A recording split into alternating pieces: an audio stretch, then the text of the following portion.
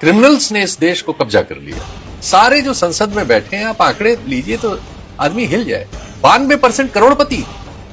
जिस देश में 100 करोड़ लोगों के पास एक चाय खरीदने के पैसे नहीं है, उस देश में 92% हमारे एमपीज सब करोड़पति हैं। सुनो, एडीआर यानी association for democratic reform report के अनुसार 92% सांसद करोड़पति हैं, यानी 545 सांसदों में से 505 सांसद करोड़पति हैं। और हम अब भी आंखें बंद करके विकास का राग विलाप रहे हैं। कभी जो सड़कों पर गुंडागिरी करते थे, माफियागिरी करते थे, भ्रष्टाचार के केसों में नाम दर्ज थे उनके, या बड़े बड़े बिजनेसमैन बनकर पैसा लूटते थे, आज वही लोग देश के सबसे बड़े मंदिर, जिसे हम संसद कहते हैं, में जनता के वोट और सहयोग से बैठे हैं। लेकिन अब इनकी संपत्ति का हिसाब खोलोगे, बैंक बैलेंस चेक करोगे तो आपका दिमाग घूम जाएगा। हजारों करोड़ की अर्बन प्रॉपर्टी, लग्जरी कारों का लंबा काफिला, महंगे बंगले, विदेशी घड़ियां और चमकते दमकते चेहरे। और देश का दूसरा हिस्सा आप देखेंगे तो इधर देखोगे तो आपको तस्वीर बिल्कुल उलट नजर आएगी।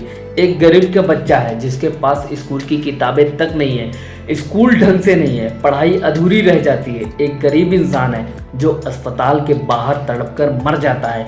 क्यों? क्योंकि उसके पास इलाज के लिए पैसे नहीं है। एक किसान है जिसकी फसल सस्ते में बिक रही है, पूरी कीमत नहीं मिल रही है और कर्ज के बोझ के तले वह दब जाता है और वह आत्महत्या कर लेता है। एक नौजवान है जो सालों से नौकरी ढूंढ रहा है, डिग्री लेकर भी हाथ में कुछ नहीं आ रहा है, और उधर ये नेता चमकता हुआ कुर्ता, चमकती हुई गाड़ी और चमकता हुआ बंगला और चमकता हुआ चेहरा मीडिया के कैमरों के सामने मुस्कुराते हुए जाते हैं और कहते हैं कि हम जनता के सेवक हैं, और ये जनता का सेवक बनने का नाटक करते हैं और जनता का खून चूस लेते हैं।